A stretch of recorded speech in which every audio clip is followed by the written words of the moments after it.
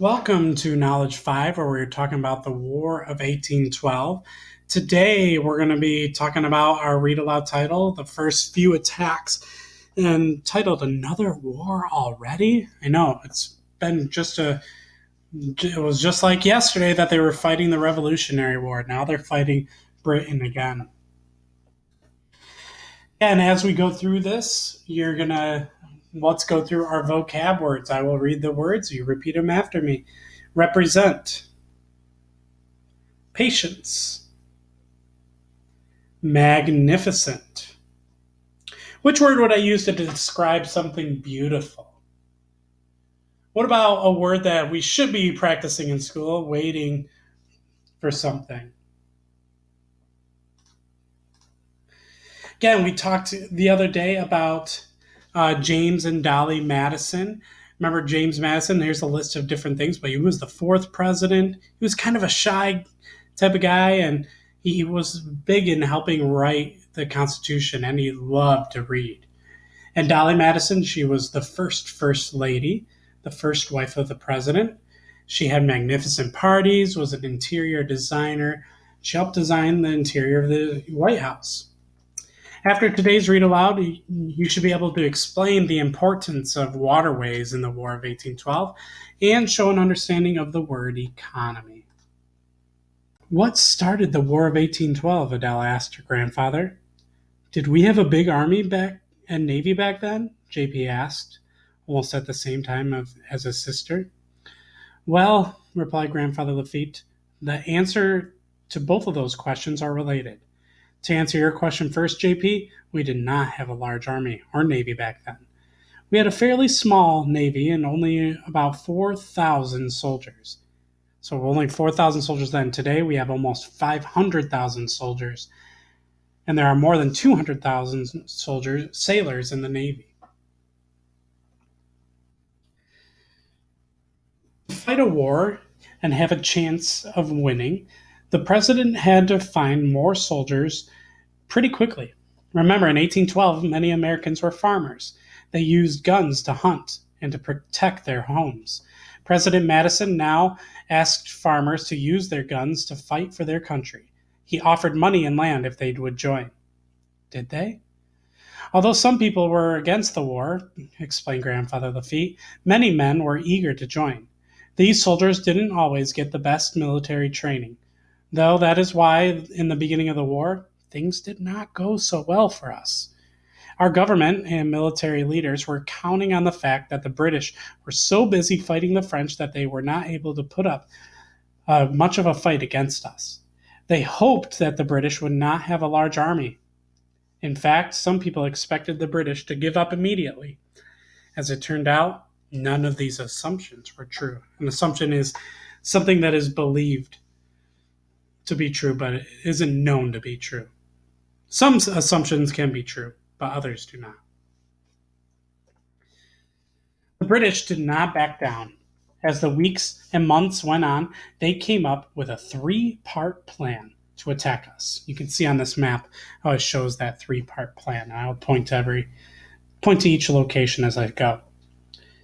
The first, they would launch an attack in the British area and move their army into New York State. Then they would attack our coastal cities, Washington, D.C., and Baltimore. And finally, they would try to capture the Mississippi River and capture New Orleans so they can gain control of the Mississippi River. Where did these battles take place? Asked JP, curiously wanting to learn more. We thought that our best chance was to attack the British in Canada, continued Grandfather Lafitte.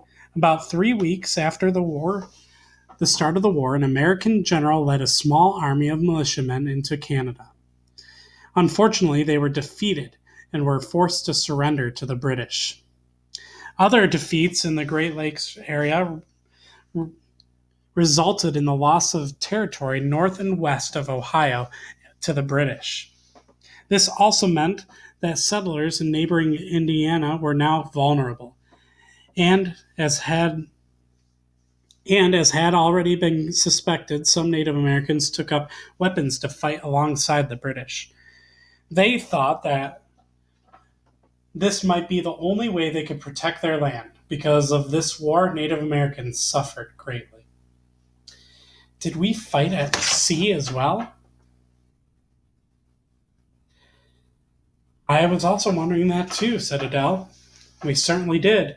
That was where we had some important victories, replied Grandfather Lafitte.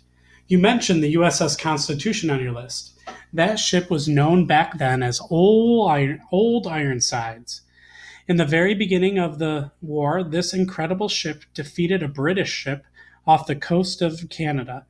Both ships fought a hard battle. At one point, the two ships were right next to each other. Cannonballs from the USS Constitution smashed into the side of the British ship. They caused a lot of damage, and even though the British ship fired back, they did much less damage to our ship. It's said that some of their cannonballs were even bouncing off the side of the Constitution because its walls were so thick. Is that how it got its nickname? What was its nickname again? Yes, thanks to Old Ironsides, the British were forced to surrender. It is probably safe to say that at least in the early stages of the war, we were more successful at sea than we were on the land. Hooray! Cheered JP and Adele together. The British were determined to ruin the U.S. trading economy and prevent us from getting supplies we needed. So the economy refers to a system in which people buy, sell, and trade their items. So going to the store is part of the economy because you're buying and trading items. So they blockaded most of the U.S. coastline. Luckily, we knew our waterways much better than the British did. We even had privateers who were able to stop many British merchant or ships or trading ships and take their cargo. Oh, this is the part where you tell us about pirates, asked JP eagerly. Not quite, chuckled Grandfather Lafitte. Many of the privateers in the War of 1812 were hired by the U.S. government. However, it's true, some of these privateers had previously been pirates. There is one privateer in particular that I'm going to tell you about later, but we haven't gotten to that part of the story quite yet. Did Americans think we would win the War of 1812? Asked Adele. We weren't sure, but we were determined not to give up, explained Grandfather Lafitte. The next year, we sent our army back into Canada. We took back the town we had lost, and that we could protect our territories again. This gave us hope. We had another victory later that year when our Navy defeated the entire fleet of British ships on Lake Erie. Was that when we knew we would win? No, we were never completely sure that we could win, said Grandfather. You see, by 1814, the end of the Napoleonic War was in sight. That meant that the British would have more soldiers and naval ships available to spare. Now that they weren't busy fighting with France, they could turn their full attention towards the war with the United States. Of course, they were still keeping many foreign ships from entering U.S. ports, Grandfather added. To make matters worse, they knew the United States was almost out of money. Did the British think we would surrender? Asked JP. Oh, they probably did. What happened next? Adele wanted to know. Before I explain, we need to go down to the barn and take care of the horses. Okay. And we will hear about what happens next. Let's go to our comprehension questions. So why was the knowledge of the waterways helpful for the Americans in the War of 1812? Remember, because the Americans were able to sneak around the British ships then, and they knew and were able to trade even though they were trying to block us. Our word word for today is the word economy. I will say the word, you say it after me, economy. So economy is the system in which people buy, sell, or trade items or their services. Our economy depends on being able to trade with other countries. Name something that is part of the economy. blank is part of the economy because. So buying groceries is part of the economy because we're giving money and we're receiving a good. Again, in our next read aloud, we're going to go turn our attention to the second part of the British's attack plan, where they're going to attack Washington, D.C., and we're going to hear about that next.